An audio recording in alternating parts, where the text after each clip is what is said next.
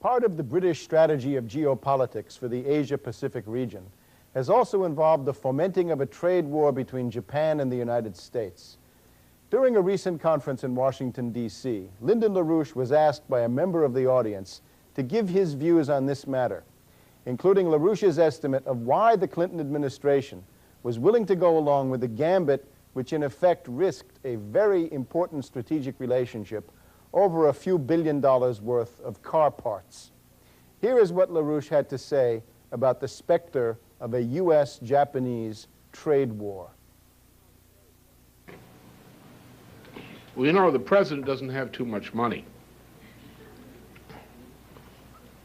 And in the last campaign, and one might presume in the next one, 1996, that the president might rely upon the friends of Mickey Cantor to raise a lot of the money he requires for his election campaign.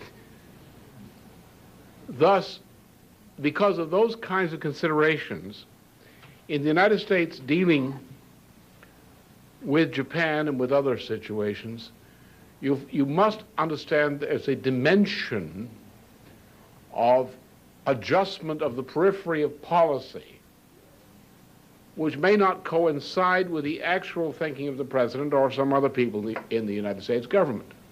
That's the problem. The problem of this, which those of you in political life know, either from personal experience or from seeing people do it, is that people have two agendas. They have the one agenda, which is their commitment, and in order to be in position to attempt to realize what they have picked as their commitments, they will trade off.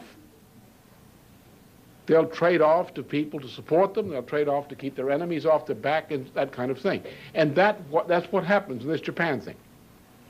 The problem in Japan is twofold. The crucial problem in Japan goes back to the 1970s, the modern form. It goes back to the time that the United States said, during the time of Kissinger and afterward, and Brzezinski under Carter, said to Japan, you cannot help Mexico, because we in the United States will not tolerate a new Japan developing below the Rio Grande border. That's what Brzezinski said to the government of Mexico shortly after becoming National Security Advisor. Then, remember the Shah of Iran. Why was Iran pulled down? Because the British government and people in the United States government would not tolerate what the Shah was doing. What was the Shah doing? The Shah did two things which infuriated the government of the United States, which was actually the number two government of Britain, essentially, at that time. The Shah insisted that there was no oil shortage. Remember? Some of you are old enough to remember that. And the Shah said, Iran has enough oil to move everything, sitting in tankers on the seas, and you people in the United States and elsewhere will not admit these tankers. There is no oil shortage. There was no oil boycott. It was Henry Kissinger and his buddies in London, in the London Petroleum Marketing Cartel, rigged an oil price hoax as part of their effort of looting the world. And the Shah didn't go along with it. That got him in trouble. The second thing he did that got him in trouble, where the British agent Khomeini was deployed against him under directions from British intelligence, was that he was negotiating for oil for technology agreements with Japan and other places to turn Iran into a new Japan of Central Asia. And that they wouldn't tolerate. So they organized the revolution, the Khomeini revolution against the Shah, which was organized by London through people like the Rockefellers and others in the United States who organized that revolution under British direction. And I saw some of this personally in Paris, where Khomeini was sitting, making tapes together with British intelligence, which were broadcast over the BBC, giving out the instructions for the following day. That's what the problem is. And the Japan was told that it could not engage in building up new Japans in developing countries around the world. Japan's policy had been to build up developing nations such as Brazil, Iran, Mexico, and so forth, to develop the purchasing power of these countries with the idea that as countries became more wealthy as a result of capital improvements, that these countries would be able to import more things, and that Japan would export more capital goods to countries that were benefiting from their own technological progress. The United States said no. So they said to Japan, as in the, for example, the Mexico deal, Brzezinski said to the Japanese, Zbigniew Brzezinski, we call him crazy Zbigniew sometimes, we don't make the deal for Mexico oil. We will give you Alaska oil. And what you will do, instead of exporting to Mexico, you will export to the United States consumer markets. Now we say Japan has engaged in trade war against the United States. Why do they do that? Because the United States told them to do it. The British told them to do it in Europe. So Japan had a disoriented policy which was imposed upon it by the United States. Now, as a result of all this winging, in the past 4 years, the British influence has taken over in Japan. Whenever you see the name of the Ozawa faction in Japan, you're looking at the British. So we have layers of conflict with Japan which involve the British influence over the Ozawa faction, which is recently the dominant faction.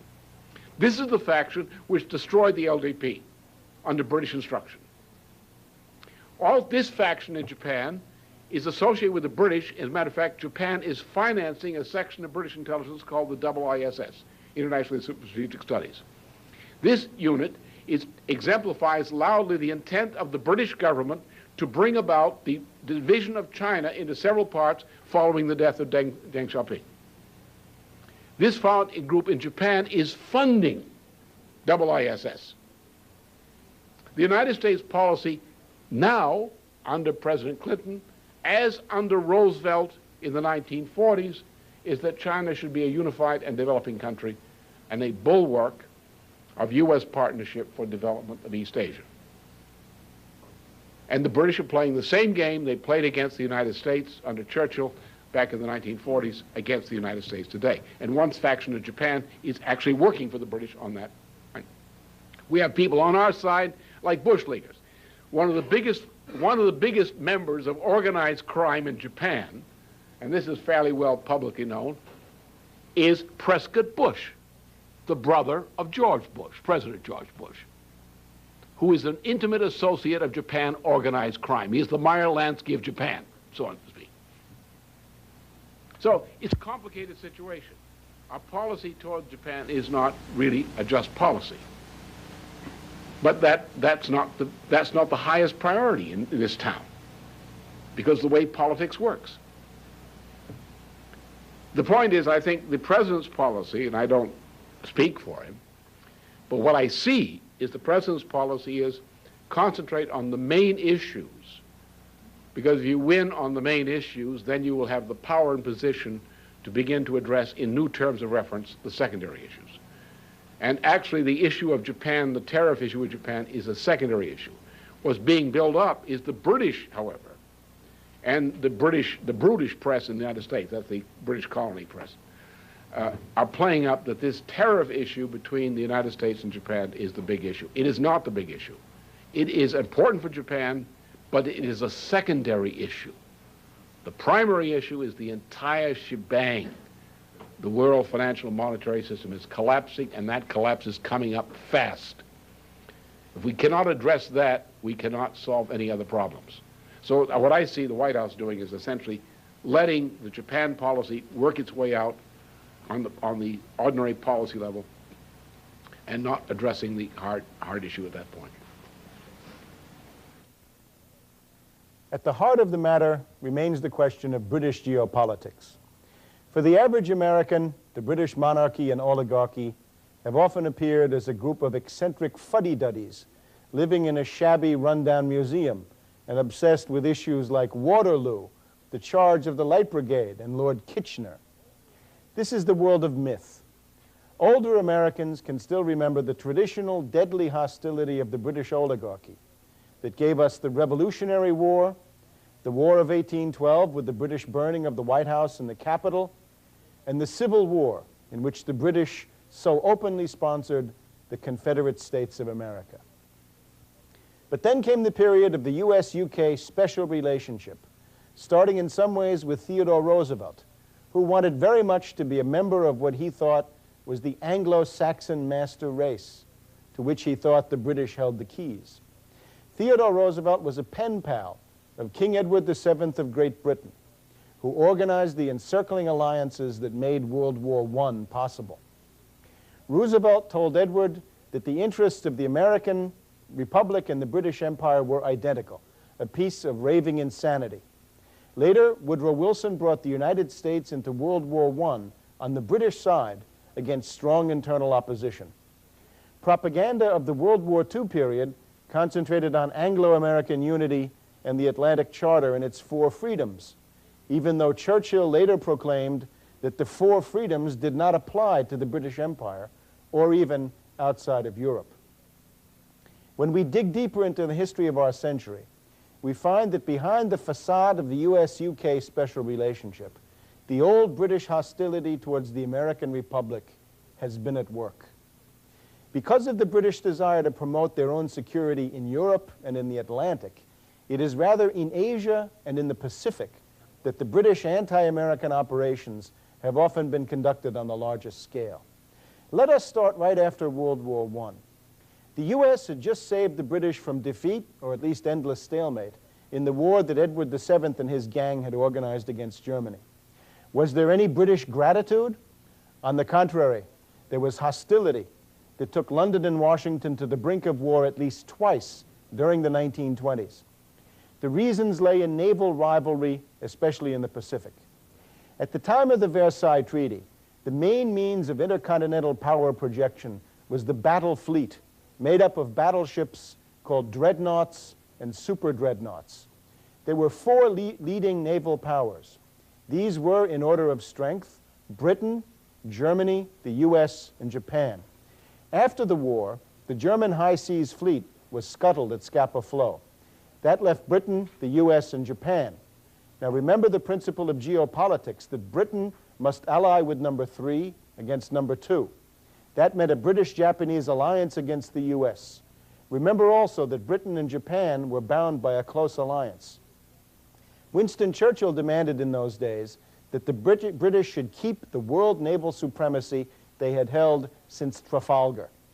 The only real challenger was the United States, which had the capability of building far more battleships than the British could ever hope to match.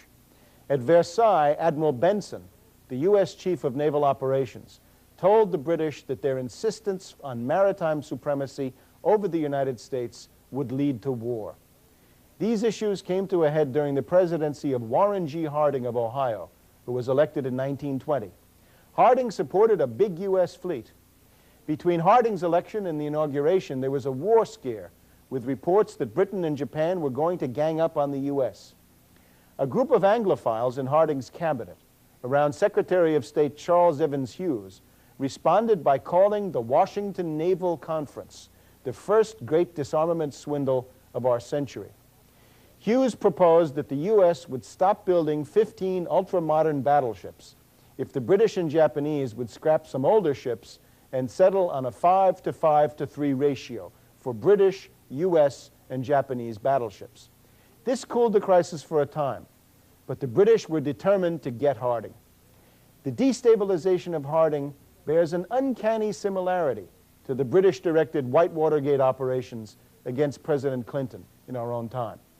British press conduits accused Harding of being a sleazy machine politician who had been picked by Republicans in a smoke-filled room at their convention. The same press portrayed Harding as a womanizer who kept mistresses and who joined his cronies for cards and bourbon in a little house on K Street. The Madison Guarantee scandal of those years was Teapot Dome, a naval oil reserve that was sold off to Sinclair Oil in exchange for bribes to Albert Fall, Harding's Secretary of the Interior. These doings had been brought into the public eye by Theodore Roosevelt, Jr., another Anglophile operative. Harding was preparing to run for re-election in 1924 when he took a trip west and made an excursion to Vancouver, British Columbia. He soon fell ill and never recovered. The Anglophile press claimed that Harding had been poisoned by his own wife. Today, we must place Harding on the same list with William Henry Harrison and Zachary Taylor, American presidents who died under mysterious circumstances with British intelligence the prime suspect in each case. Harding was succeeded by Vice President Calvin Coolidge of the well-known Boston Brahmin family. Coolidge had an Anglophile profile, but under Coolidge a new crisis emerged, this time around cruisers, and the U.S. and the British went to the brink of war again in 1927 and 1928. It was said that the taciturn Coolidge, known as Silent Cal, had never developed so much vehement passion about anything in his life. But then the presidency went to Herbert Hoover, the biggest Anglophile of the decade, and the cruiser issue was settled at the London Naval Conference. Now, the British had given up their own alliance with Japan in 1921 as part of that 5-5-3 deal. But U.S. intelligence was certain that there was a deal between London and Tokyo under the table. Veterans of World War II who fought in the Marshall Islands, the Carolines, and the Marianas may be surprised to learn that these were originally German islands that were taken by the Japanese during World War I. At Versailles, the British ignored U.S. protests and made sure that the Japanese kept these islands, which were astride the sea lanes for U.S. communication to Guam and the Philippines. This meant that U.S.-Japanese hostility was pre-programmed by the British at Versailles.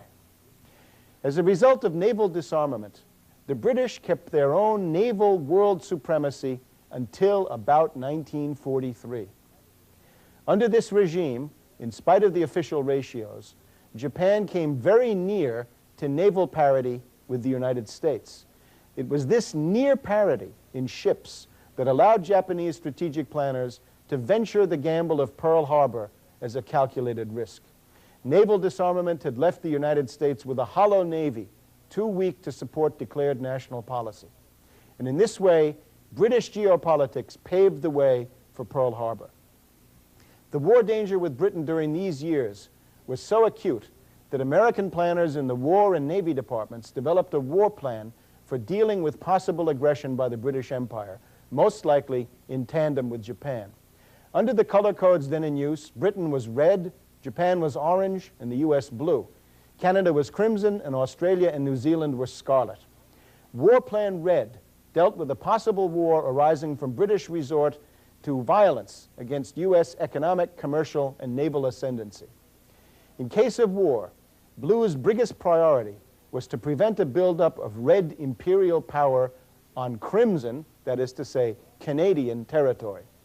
It was thought that the British Empire could ultimately put about 8 million soldiers in the field, and these, plus possible orange troops, had to be kept out of this hemisphere. The key task of the Blue Navy was to effect the quick seizure and destruction of Halifax, Nova Scotia, the main northeastern Atlantic base for the Red Royal Navy. That was to be accomplished by 3 divisions setting out from Boston. At the same time, Blue naval forces would launch coordinated attacks on the island possessions of the Red Empire. Targets of first priority were Jamaica, the Bahamas, and Bermuda. On the second priority list were Trinidad, Santa Lucia, and all the other islands of the Caribbean, the West Indies, and the Central American region held by the British. It was especially important to keep Red from seizing the Panama Canal. The possession of the canal was viewed as one of Red's paramount war aims. An interesting sidelight is the stress in the Red Plan on seizing Honduras, British Honduras, what is today called Belize. The American planners thought that Belize would become a base for revolutionary groups and bandit elements hostile to pro-American governments in the region, which foreshadows the role played today by Belize in drug trafficking and in support for the British-backed terrorist insurrection in the state of Chiapas in southern Mexico. At the outbreak of this conflict, it was assumed that the Royal Air Force would have air superiority and would bomb Buffalo, Detroit, and other cities. A Blue force would gather in upstate New York for a quick thrust against Montreal and Quebec City. Blue forces would move west from Buffalo, east from Detroit, and north from the highly strategic Sault Ste. Marie Canal. Other Blue columns would move against the Winnipeg rail junctions and against Vancouver, and Prince Rupert, Pacific Coast ports and railheads that might be used by Red and Orange troops debarking. If Orange joined the war, submarines and destroyers would prevent any major landings while the main battle fleet was massed in the Atlantic against Red. As the Blue Fleet grew stronger, thanks to Blue's dirigistic economic mobilization, the Red Fleet would be driven out of the eastern Atlantic. Finally, the Red home islands would be blockaded and deliveries of food and raw materials cut off. With Red facing certain strangulation, the U.S. planners felt that the Red regime would be forced to capitulate, even without a Blue invasion. If Orange were still in the war at this time, then the main Blue battle fleet would move to the Pacific to blockade Orange into capitulation and bring the war to an end. Now, this plan was under active development from the early spring of 1921 until October 1936. It was worked on by General Douglas MacArthur when he was Army Chief of Staff. It was taken very seriously, since the British-Japanese combination was the only force capable of carrying war to American shores at short notice. War Plan Red was declassified in 1974, but most pro-British historians have attempted to cover up the fact that it ever existed. Now, it was a result of these British geopolitical machinations that the U.S. found itself at war with Japan in December of 1941. The British naturally insisted on a strategy of Germany first, meaning in their view that all troops and supplies would be steered to Britain, leaving virtually nothing for the Pacific. Germany first made sense, but nothing for the Pacific was, of course, a dangerous blunder. It is clear that Churchill and his circles were determined to make the war in the Pacific as bloody and destructive as possible for both the U.S. and Japan, so as to give the British a greater say in the post-war world and preserve the balance of power. Churchill had a number of ploys for doing this. The first was embodied by orders given by the London Authority to the Australian military. These orders expressed a suicidal defeatism in regard to Australia. Remember that Australia is almost exactly the size of the continental United States. It's a pretty big country. First, the British kept the main Australian forces in the Middle East. Then, the British Colonel Blimps told the Australians that they could never hope to defend their whole country against Japan. They had to fall back to a line between Brisbane and Adelaide that you see on the map, meaning to hold only the southeast coast of this immense continent. When General MacArthur arrived on the scene, he immediately saw that an attempt to hold along the Brisbane line would mean that the Allies would be fighting in the immense spaces of Australia for years, perhaps literally forever. MacArthur convinced the Australians that their real line of defense was in eastern New Guinea, more than 1,000 miles north of the Brisbane line. MacArthur's thrust into Papua New Guinea led to bitter fighting along the Owen Stanley mountain range. It also led to the successful defense of Guadalcanal and to a Japanese reverse in the naval battle of the Coral Sea, which shattered the myth of Japanese invincibility in the Pacific. Churchill had expected that the U.S. would attack a succession of Japanese fortified islands and other strong points with frontal assaults, the so-called island-hopping approach leading to extravagant losses. MacArthur countered with the strategy he called leapfrogging, or hitting them where they ain't, meaning that U.S. forces avoided the strong points and cut them off, seizing lightly held islands to build air bases for supply interdiction. This method allowed MacArthur to go from Melbourne to Tokyo with only 90,000 casualties, fewer than the Battle of the Bulge or many other single engagements in the European theater. This success was also made possible by Australian Prime Minister John Curtin and his mobilization of the Australian economy, which made up for the shipments that Churchill was diverting to Europe. Churchill had been hoping for the war in the Pacific to last for as much as 15 years, until as late as 1955, with millions upon millions of U.S., Japanese, and Chinese dead. Churchill was checkmated, thanks to General MacArthur and to Roosevelt's support for MacArthur at crucial points. The United States was not bled white over 15 years in the Pacific. After the end of the Second World War, the British view was grim. It was that the balance of power in the Pacific had been totally shattered in favor of the United States. One response by London was to support Mao Zedong's communist insurrection against the pro-American Kuomintang government of Generalissimo Chiang Kai-shek in China. FDR's personal representative in China, General Patrick J. Hurley, saw as a post-war goal a strong, unified China under Chiang Kai-shek and the KMT. The British backed Mao with the idea that the communists could become the warlords of Beijing and northern China, while the KMT might hang on in the south, below the Yangtze River. Stalin was going to be encouraged by the British to detach Manchuria, Mongolia, and Chinese Turkestan, sometimes known as Xinjiang. The British especially hated Chiang and the KMT, who were the heirs of Sun Yat-sen's opposition to colonialism and his support for modern economic development. The British by themselves would not have been able to consolidate Mao's regime. They were aided by the pro-British Harriman faction in the United States, including Dean Acheson and General George C. Marshall, who effectively made President Harry Truman their puppet in foreign affairs. The turning point came in 1945 and 1946, when Marshall was sent on a mission to China, which resulted in a half-year cutoff of U.S. military aid to Chiang Kai-shek at a critical turning point in the Chinese Civil War. After that, Mao made the long march to seize most of China by the end of 1949. The British were among the first to recognize Mao's government and supply him with strategic goods through Hong Kong. After Mao's victory, the British oligarchs were looking for ways to cut the U.S. down to size in the Far East and restore the balance of power. The result was the Korean War. Korea had been divided north and south between the Soviets and the U.S., although by early 1950, both had gone home. Harriman's friend Acheson declared that the U.S. had no interest in South Korea. Then, Kim Il-sung of North Korea attacked. Suddenly, Harriman and Acheson discovered that the fate of the free world depended on Korea, and they convinced Truman to fight. Truman ordered MacArthur to do the impossible, to save Korea with inferior forces. MacArthur's defense of Pusan and then the Incheon invasion defeated North Korea and stunned the British plotters. Their gambit had backfired, and U.S. supremacy was greater than ever. So the British turned once again to their favorite device, treachery.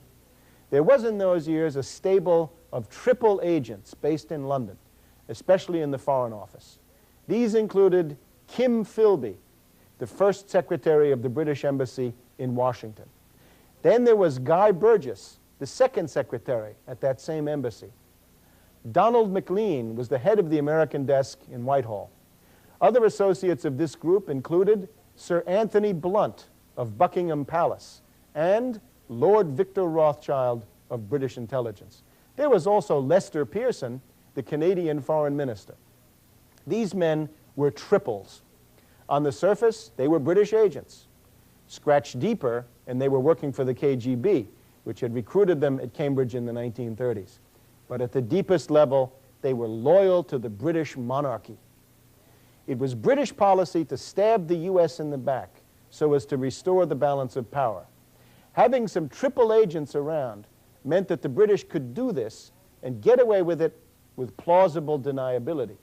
If the spies should be blown, the British could claim that it had been the KGB all along. The Philby-Rothschild group of triple agents were decisive in the Korean War. Philby and MacLean were able to send Moscow, Beijing, and Pyongyang all of MacArthur's orders from President Truman. These included the restrictions against carrying the war to China with bombing, blockade, or hot pursuit. When Mao was sure that MacArthur's hands would be tied, he committed massive Chinese forces to Korea in November of 1951. Philby and MacLean obligingly saw to it that Mao got all of MacArthur's military dispatches, so the communists knew exactly where and when to strike. In the end, Harriman and the British were able to persuade Truman to fire MacArthur, the greatest patriot of his generation. Finally, there is Vietnam. After the assassination of South Vietnamese President Diem in 1963, the only really good U.S. option was to stay out of that war. But there was in those days in Saigon a British military advisor named Sir Robert Granger Kerr Thompson. Thompson had commanded the successful repression of a communist insurgent movement in Malaya during the 1950s. He was billed as the world's greatest expert in counterinsurgency. Robert McNamara's recent book and other sources prove that Thompson was the #1 influence used to encourage Lyndon B. Johnson and the U.S. command to take the plunge into Vietnam once Kennedy was no longer around to veto this adventure. Thompson argued that the British had done it in Malaya and the U.S. could do it in Vietnam. There remained the question of exactly how 500,000 American soldiers could influence this war. Thompson argued that the Viet Cong guerrillas in the South were the main threat, and that they had to be combated by counterinsurgency, meaning U.S. divisions in the Mekong Delta carrying out civic action, nation building, fighting corruption, providing good government, and depriving the Viet Cong of their political base.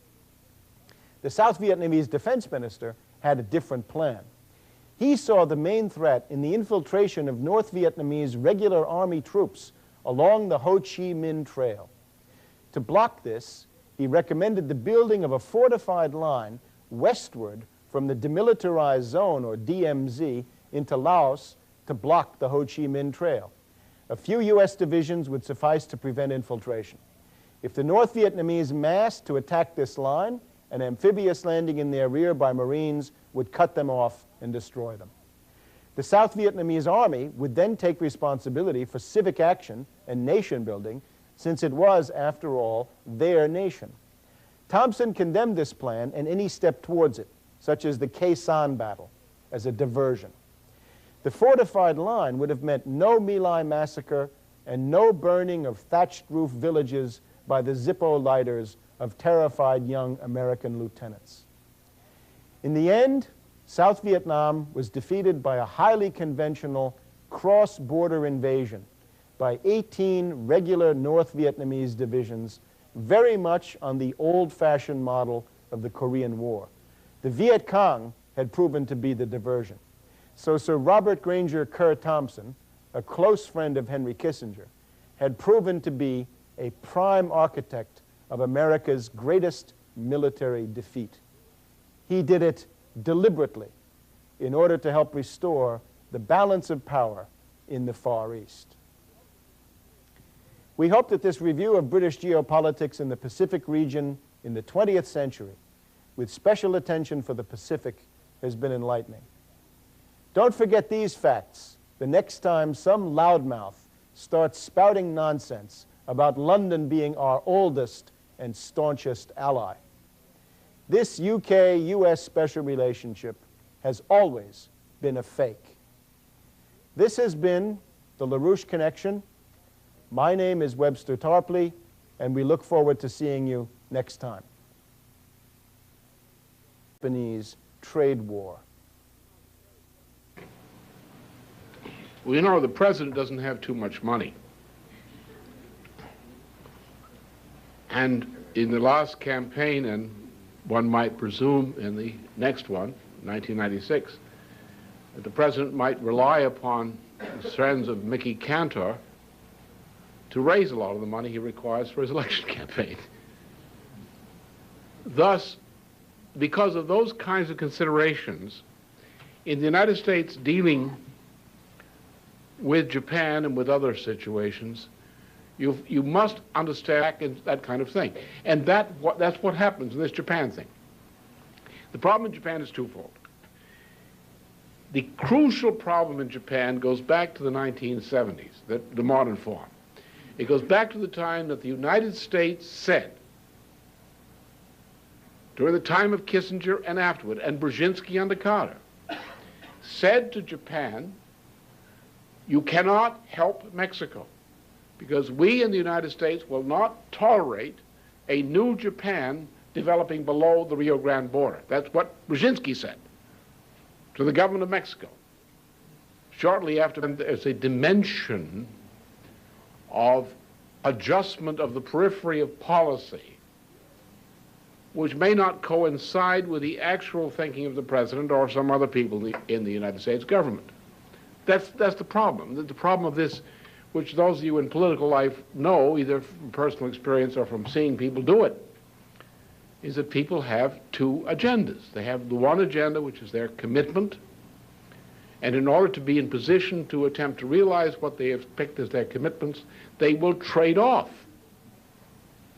They'll trade off to people to support them. They'll trade off to keep their enemies off their back. Part of the British strategy of geopolitics for the Asia-Pacific region has also involved the fomenting of a trade war between Japan and the United States.